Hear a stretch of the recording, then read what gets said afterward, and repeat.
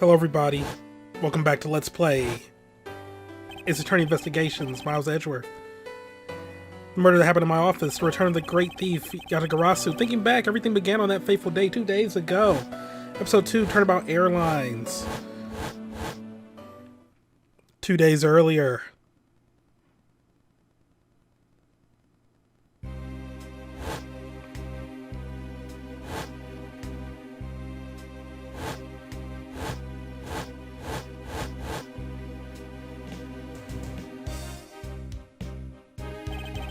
Yes, everything began high up in the air, 9,000 feet in the air to be precise.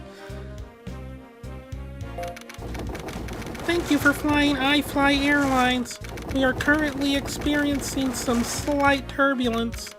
We are asking all passengers to please return to their seats and fasten their seatbelts.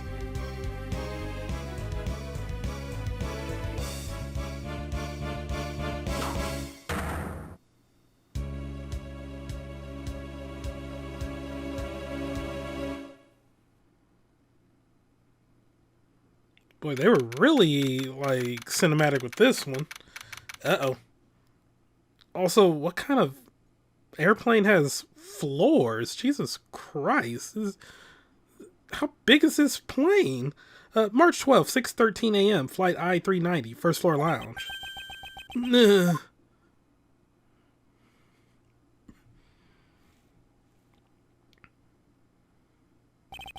Why do I feel like I just woke up from a horrible nightmare? 6:13, huh? Guess I was out cold for about 10 minutes. Huh. Slight turbulence indeed. Ladies and gentlemen, we are currently experiencing some slight turbulence. For your safety, we ask that you return to your seats and fasten your seat belts. Why is the phone goddamn ringing? I suppose turbulence is to be expected on a flight. Though admittedly, I'm less than comfortable with anything resembling earthquakes.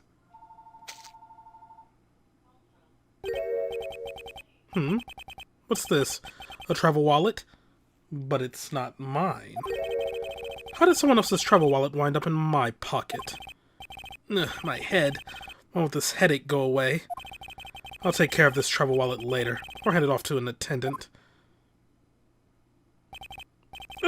From earthquake-like turbulence to an elevator.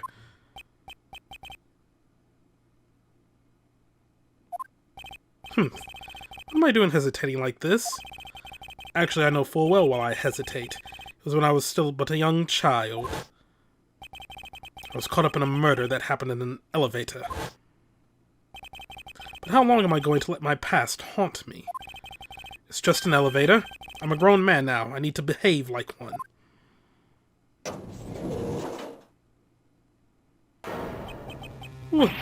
What the? What in the world happened? Is there something wrong, sir? I must ask that you please return to your seat. He's dead. Please calm down. We mustn't jump to conclusions without all the facts. What's wrong? Did something happen? You murderer! What? But no, you have it all wrong. It wasn't me.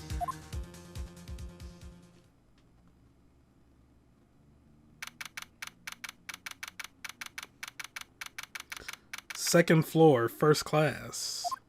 About 30 minutes later. Everyone, I am sorry to interrupt, but I have an important announcement. I am one of your flight attendants today. Rhoda Tenero. Tenero? Her. Unfortunately, we have just had a minor accident on this flight. Minor? An accident? Don't treat us like we're stupid. I caught a glimpse and it was a murder. What? Murder? What's going on with this flight? Yeah, don't like whip everyone into a tizzy on a packed plane like that. Everyone, please calm down. There's no reason to panic. This flight will stay on course and make its scheduled landing. We're still currently in the middle of a rough patch of turbulence. So until we are out of this area of turbulence, I ask you please remain seated. But someone was killed, right? I mean, what about the killer? Let me off! Please, there is no need to feel threatened. We have already apprehended the culprit. Everyone is way too calm about this shit. I ask that everyone please remain calm. What the heck is he talking about? Why should we remain calm? My name is Miles Edgeworth. I'm a prosecutor, and I assure you I am not the killer. Heh. Being a prosecutor doesn't make you incapable of murder, buddy. Laughs in Von Karma. Now you listen here. I am not the killer. I simply found the body. So you say, however, I am sure that you are the perpetrator of this crime. I swear on my honor as a professional flight attendant. Oh, is that right? I know what I saw. Oh, I know what I saw. And there's even very strong, incriminating evidence to back me up. What kind of incriminating evidence is she talking about? We've already alerted the proper authorities at our destination. Until we land, you will remain in our custody by the powers vested in our captain. I'm very sorry, but please understand our situation. Okay, maybe I should take a look at stuff before we, yeah. Victim, unknown, was seated in first class like myself, but I don't know his name. Rhoda Tenero, 24, an iFly Airlines flight attendant charged with taking care of first class. Alrighty. We got a travel wallet. Picked up off the floor in front of the elevator. It isn't mine, so whose is it? It's probably his. Body found at 6:15 a.m. inside the elevator, stopped at the first floor lounge.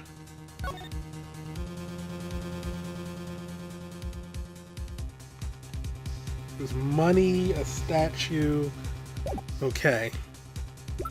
Next, Sky Magazine. Details, meals, movies, and other services aside. Itinerary. Okay, I think those times are going to be important. Alrighty. Okay. Alright, I'm up to speed. I'm up to speed. Let's go. Your situation, I'm more concerned with mine, and the direction it's going in. I'm not about to just sit idly by while I get accused of murder. Miss Tenero, is it? Yes. I was wondering if you might give me a chance. A chance? To do what? A chance to plead my case. And a chance to ask what you meant by incriminating evidence just now. Oh, she's looking unsure. To accuse a passenger of such a grave crime without allowing him to give a proper defense. Can the professional flight attendant inside of you really call this action righteous? You have a point. Very well, I'll listen to what you have to say. But be wary of what you reveal. I'm afraid you'll only look even more suspicious if your explanation fails to satisfy. I also do not have the time to deal with you all day, so please make it quick. Of course, as you wish. Good. Very well then. Let's get started. I know for a fact that I didn't kill that man in the elevator. What I don't know is what sort of evidence she has up her sleeve.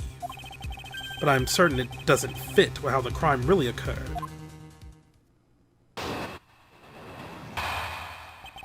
Getting right to it.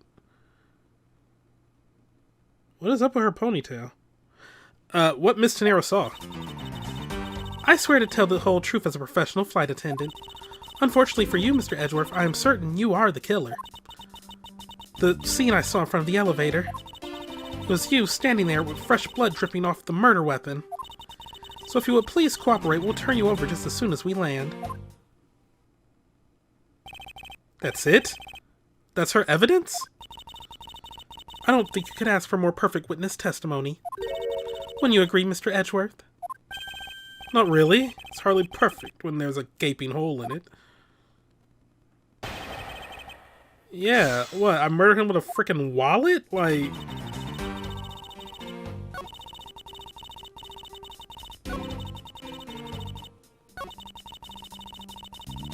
Yeah, press?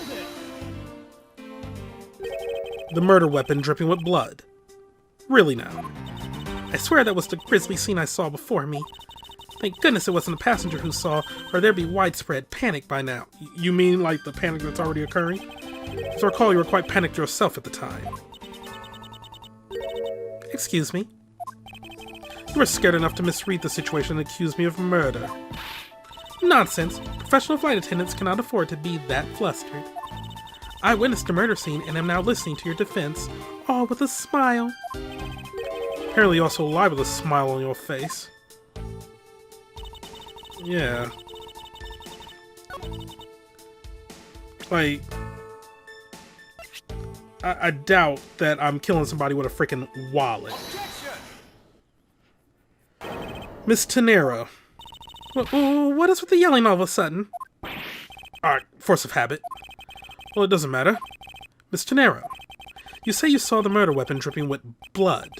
Is that correct? Yes. All that blood. Drip, drip, drip. Just recalling that scene sends a chill down my spine. Sorry, but your so-called professional flight attendant training has failed you. What? I'd like to direct your attention to this. Do you know what this is? It's a travel wallet, right? But it looks a little big and bulky. The thing you saw me holding when I discovered the dead body in the elevator. Was this a very travel wallet, Miss Tenero? What?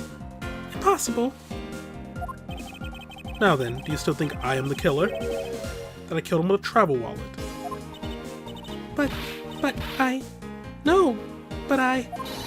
I saw blood dripping from the wallet. I know I did. As you can see, this wallet is clearly stained. But if you would be so kind as to take a whiff, I think you'd agree. It's only grape juice. Then... That's right. You mistook grape juice for blood. The murder weapon dripping with blood does not, in fact, exist. No! There. That should clear up that pesky accusation. Uh-oh. Wait just a sec. That is... I mean, even a wallet could be deadly if it was wrapped around something heavy. Really. I demand that you show me what's inside. Please. She's trembling, and the tacked on please at the end. Sounds like I've got her. There's no need to look inside. Even you can tell from its appearance that it's light. No. I can't be sure of anything until I see the contents of that wallet for myself. She's a persistent one. I suppose we have no choice but to see what's inside. Mr. Nero, if you would be so kind as to open the wallet and check its contents for me. Alright. I usually don't pry into passengers' belongings, but we have no choice here. Okay, well... Grape juice stains the outer cover. True, it was I who dropped it in the juice, however I didn't do it out of ill intentions.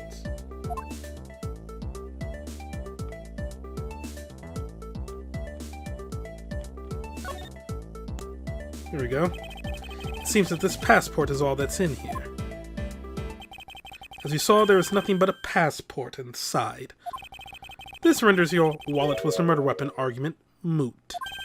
Wouldn't you agree? Please hear me out, Mr. Edgeworth. What is it now? Well, I was wondering, whose passport is it exactly? Can I take a look? Why not? I'm rather curious myself.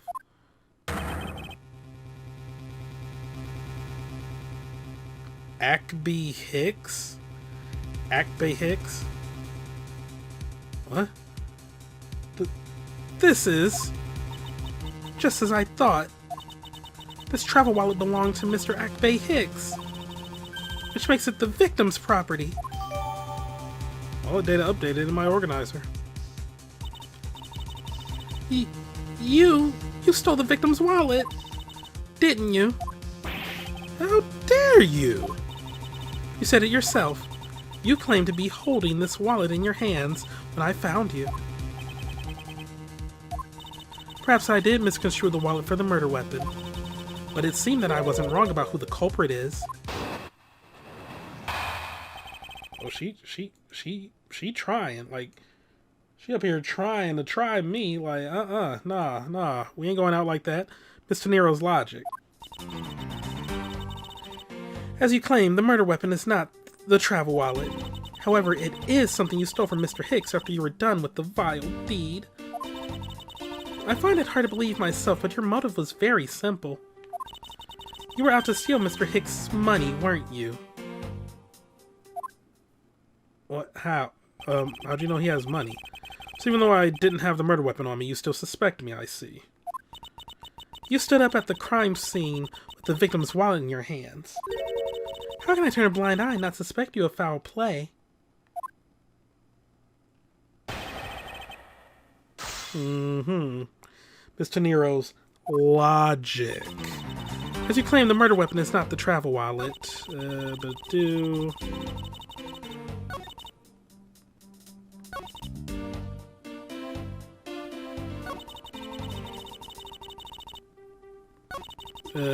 steal Mr. Hicks' money.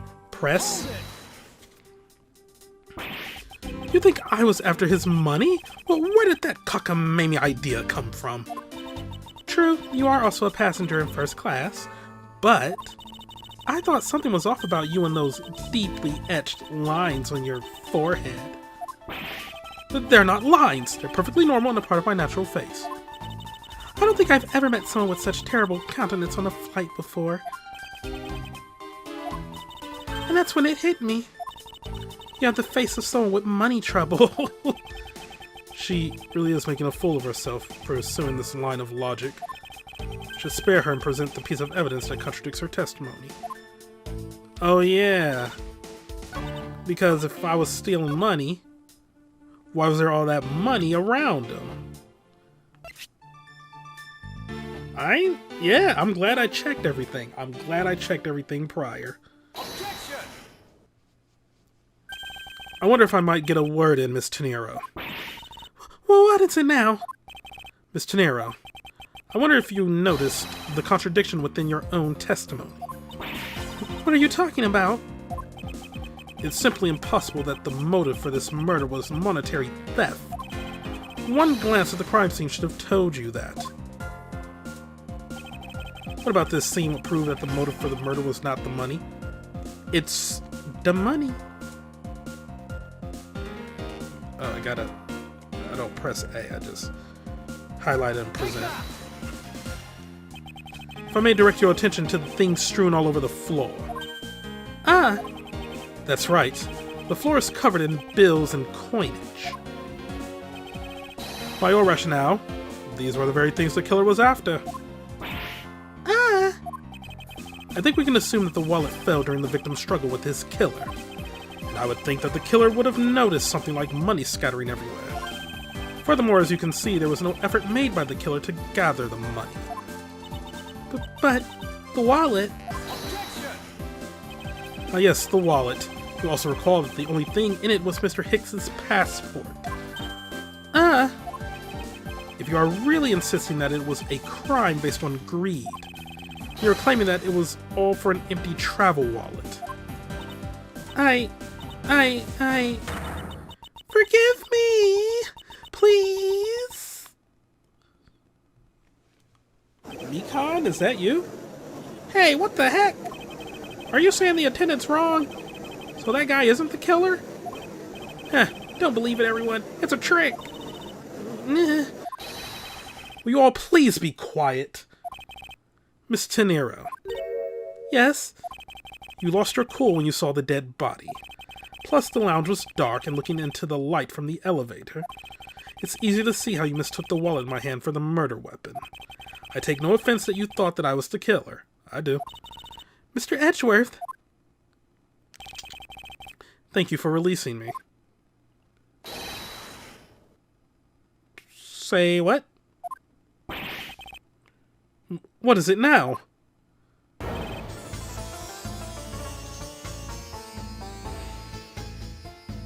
Huh? Is that a witch from a Studio Ghibli film? Mr. Nero, if you could please translate, I'd be much obliged. It sounds like Borginian. Oh god, here we go. But I don't understand any of it. There's another attendant on this flight who... I said he is giving the runabout. Wait, no, I kind of gave them French accents. Okay. I said that he is... How do you do fucking French? I don't know. Alright, whatever. I said that he is giving the runabout. I don't require an interpreter. I shall speak English just well, see? You, the attendant. Yes, sir. Okay, that's a guy. I want this person to be under the arrest until they arrive at the airport.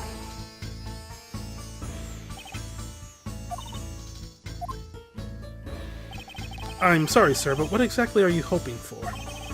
What is it you want? I am finished talking to the likes of you. Please, I would like to hear why you would like me to be held under arrest until we land. You! How dare you try to waste my time? You're the one who stuck your nose into my affairs. I do not know what accent I am giving this person, and for that I am sorry. Want to spend even at least one more second with my precious heart? I have no time for other things. I know what you are. I see through you. Insolvent, yes. I'm pretty sure that's how you say it in English. Well, I'd hope that I don't dissolve in water, but I don't think that's what you meant. I think you meant insolent. I'm sorry, but I don't think I caught your name. This fucking name. I am Zinc LeBlanc II. I am a very wealthy man in the Bourgogne. But I am not an ordinary rich man. I am an art dealer, a rich seller of beauty. Mr. LeBlanc, what do you mean just now? Pardon? Well, you said that Mr. Edgeworth was giving me the runabout. I have to explain? Unbelievable. I'll say it once more and only once. I do not have even a second to waste. Time is money, as they say. Yes, and yet you continue to blather on. I saw it, yes I did.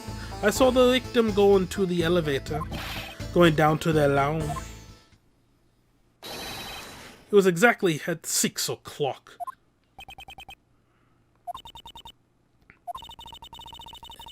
And what's the significance of that time?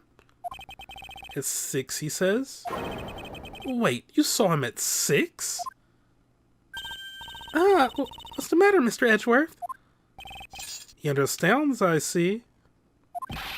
Miss Attendant, what time did you discover the body? Well, it was a little after that patch of turbulence, so I would say around 6:15. Ah! Hicks was his name, was he? Did I say that man Hicks was killed in the 15-minute time span? And the only person in the lounge at that time was the prosecutor, yes?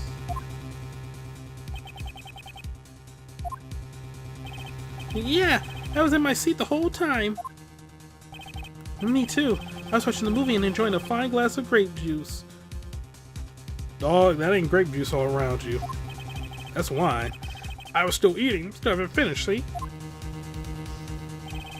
The other passengers have an alibi, so you have no problem with them, I suppose. No compliant, I see. Not a single word against this, right? I have no way of discounting what you have put forth at this point, but it wasn't me. Oh, so you say, but do you have what you say, the evidence? Mr. Edgeworth, are you really the culprit after all? Mr. LeBlanc, I suppose you are quite certain in what you saw. Enough to give testimony? Of course, I was looking at that man the whole time. He was playing with that annoying little, small machine the whole time. Machine. Yes, that's what you people call it in English, yes? It was making me crazy with that click, click, click. From that description, it sounds like some sort of small computer. I believe what Mr. LeBlanc is talking about is a cell phone. I have to say that I did see him playing with it quite a bit myself. A simple cell phone. A laptop or organizer I can see, but it's kind of low budget. I had that noisy little machine in his hand. A fragment of beauty, all it produces is ugly sound. Anyway, I know what I saw. Miss Gennaro. Yes? I was wondering if I might be granted permission to examine the crime scene. What? You want to examine the crime scene? If you'll grant me a little measure of time, I'm sure I can produce the real culprit. I like the sound of that fox in the duck pen. Yes, I think that's how you say it in English. It's fox guarding the hen house. And I believe my innocence was proven earlier. If I'm given the chance, I can clear up all the remaining doubts. Miss Gennaro, if you wait until we arrive, there's a good chance that some evidence will have been destroyed by then. I understand. Let me see what the captain has to say. Ha! This should not be a rule.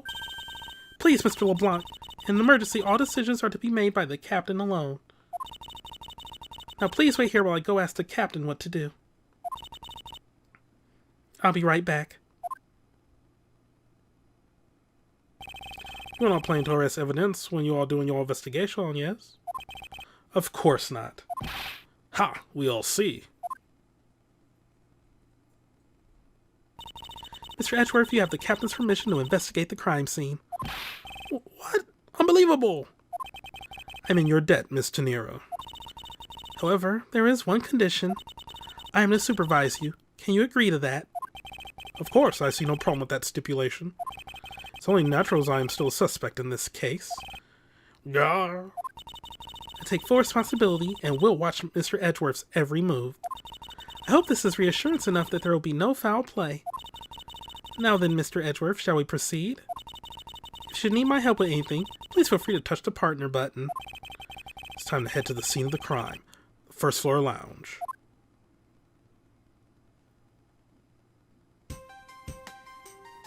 Alright. And we'll get going on with the investigation next time. Thank you all for watching. Have a great day. See you next time for some more Let's Play Ace Attorney Investigations, Miles Edgeworth. Goodbye.